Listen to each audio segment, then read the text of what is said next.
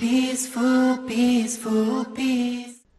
Welcome back to this program about heroic or heretics. As we said earlier, this workshop, if you want to call it, it will cover a lot of issues related to the modern extreme jihadi groups and their claims, to explain what is the correct position in Islam towards the concept of jihad, khilafah, relationship between Muslim and non-Muslims, and so forth. And I have here with me Said Ahmed and Omar. Yes. So we were talking about an introduction in before the break. Yeah. Go ahead, Ahmed. There's an idea I just want to share. When we think about, the way you make Islam the universal religion is very simple. Just for anyone who kills the non-Muslims, let me just ask him a question. Why do you kill? Do you kill for because this is your philosophy of defending a religion, or to show its greatness? That's Islam is the best religion. No, it's not like that. Islam is the best religion through its universality. So it's pretty simple. When you kill someone, okay, so this is your chance to raise the number of the Muslim people by calling him for Islam. So when we speak about jihad, we have different kinds of jihad. Yeah, you can go and fight. Okay, this is one way, and you can fight first with the word. And when we look at the definition of the word jihad in the in the Islamic terminology, it means the Muslims striving to make the word of Allah supreme and to spread the religion of Allah on earth. So we'll talk about that, because even this kind of translation, I might have a comment on it, and reservation on the way sometimes we word and we explain the word jihad. We'll have a complete episode about the word of jihad. But I definitely agree with the concept that the jihad is a mean to spread the jihad. It's a mean meant to defend, meant to protect, meant to protect lives, not to take lives. Yes. That's absolutely exactly. Very good point. Yeah.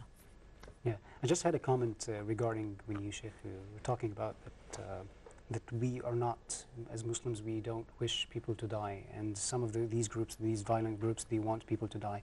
There is part of the hadith that the Prophet said, لا تتمنوا لقاء العدو. So even if there is an enemy, he is really an enemy. They are not civilians. They are not people, innocent people or children and women.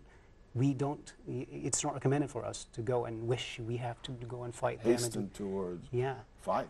Fight is the last yes option. Of course, and I think that it was an incident at the Battle of Badr, before the Battle of Badr.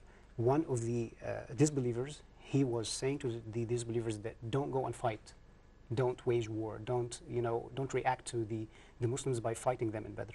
And Prophet Muhammad said that in يطيعوا صاحب الجمل الأحمر, in the meaning of the hadith, that if they listen to the one of the chieftains of the disbelievers, they are going to actually have prosperity, or they are not going to get into this killing or this violence or anything. So that means that the Prophet himself, even in Battle of Badr, he wished that if the disbelievers didn't just have a contact between the Muslims, that would be better actually for them and for the Muslims. That's true. It's a big difference between this message that we know from the seerah of the Prophet ﷺ and the way Muslims were, and the message that we see today. When you hear some of the leaders of, like for example, Zarqawi in Iraq, when he was saying that send your troops, we're thirsty for their blood.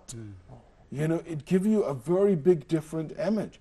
That those people just looking for killing and more people to die. Wow. As if the goal is to die. As if the goal is just to die and to be killed or kill someone. And that's a big difference between how jihad is a concept, is basically the last option that you have as a leader to choose, not the first thing. It's not about killing more people. As a matter of fact, we've been ordered also to spare the life of people as much as we can. That's why if they ever choose peace, we go with peace over war. Sure. So, inshallah ta'ala, I just want to mention a couple of points before we go to how this will work.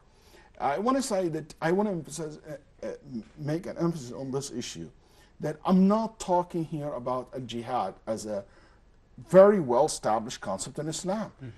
Anybody deny jihad as a concept in Islam is not Muslim, because he denies something well-known in Sharia. تنكر شيء معلوم من الدين بالضرورة. There is ijma' among the Muslim scholars that the jihad is part of our religion. But what I'm here challenging is the jihadis group today. Big difference between the two. So nobody ever say, hey, this guy is anti-jihad. I'm not anti-jihad. If I'm anti-anything, I'm anti-extremist jihadi groups that exist today. That they have made a jihad, instead of making it something, instead of it is something so beautiful and pure, to make it so ugly and terrifying. Also, I'm not here to talk about a war or a jihad or a resistance, as we call them, freedom fighters, as a result of occupation of one country to another country. So if one country occupy another country, that's a political decision made by that country. They take the consequences of their actions. There will be a resistance, and there will be this resistance. That's not what I'm talking about. The jihadi groups are not only exist in area where there's occupation. Even when the occupation finished, they still exist and they still work in these societies. They go to Muslim society, to countries that not necessarily in the area where it is occupied. I'm not talking about that. I'm talking about the jihadi movement in general.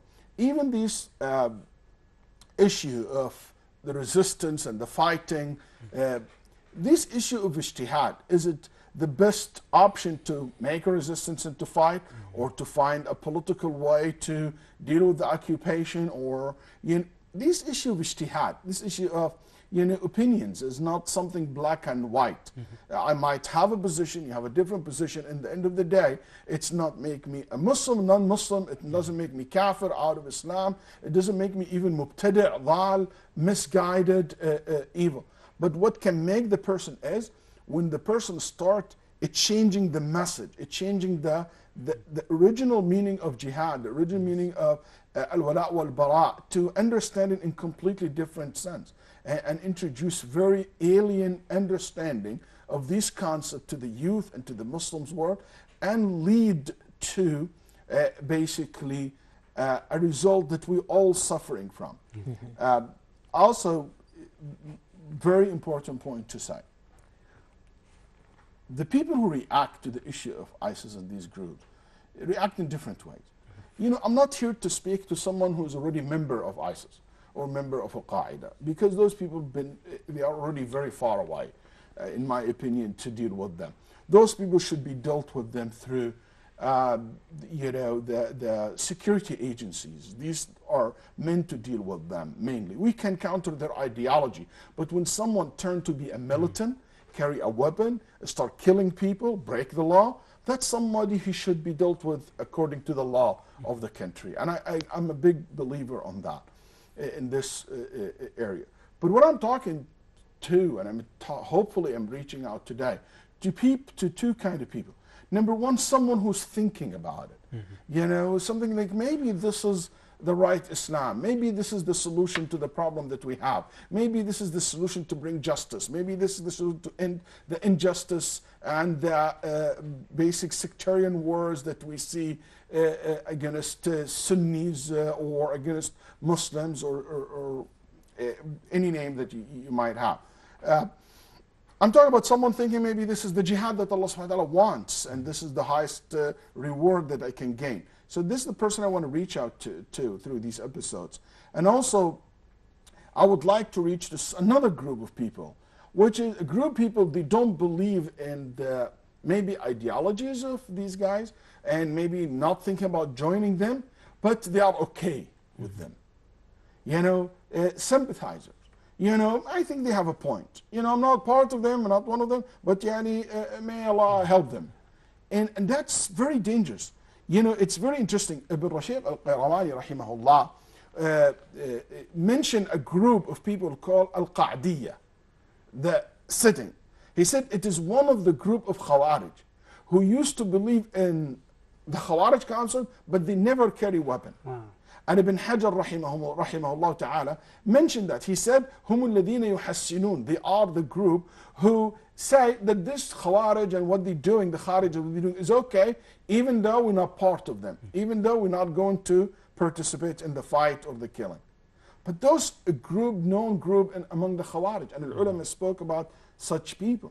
And unfortunately, we do sometimes have people like that. Not let us deceived by what they claim. Let us judge people not by what they say they are, but what their actions, because action speaks louder than words. So because of that, don't be deceived by these groups. They say beautiful words, because we're going to see in the hadith of Nabi sallallahu alayhi wasallam that when they speak, يَقُولُونَ مِنْ كَلَامِ خَيْرِ الْبَرِيَّةِ. They mention the best of speech. They quote the Quran, they quote the hadith, and easily you can be misled by them. So hopefully, inshallah ta'ala, during this workshop, we'll be talking about the Khawarij, the concept of terrorism. We'll be talking about the ideology, the principles that these modern extreme jihadi groups build their movement upon, from aqidah perspective, from theology, or their ideologies, the way they think, the way they analyze things, the way they view the world today. So many of their doubts, shubuhat that they have, evidence that they use to justify targeting innocent people, justify what happened in England, what happened in America, the mass shooting, the suicide bombing that take place in many different places in the world today, targeting the Shia, even reached to targeting Masjid Rasulullah sallallahu alaihi wasallam in Medina. Unbelievable. That's why when I say this extreme ideas and ideologies, there is no end to it. It can reach to level beyond our imagination. And why people are deceived by them? Why didn't we win the battle against extremism? I think that's a good question to answer. And some of my recommendation in regard to this issue, I hope, inshallah ta'ala, in the following episodes that we'll have a very interesting discussions. And time's up, but next time, inshallah, we'll have more of back and forth, inshallah, between us. Hopefully, looking forward to see you in the next episode. Assalamu alaikum wa rahmatullahi wa barakatuh. This is Waleed Basyouni and Brother Omar and Ahmed.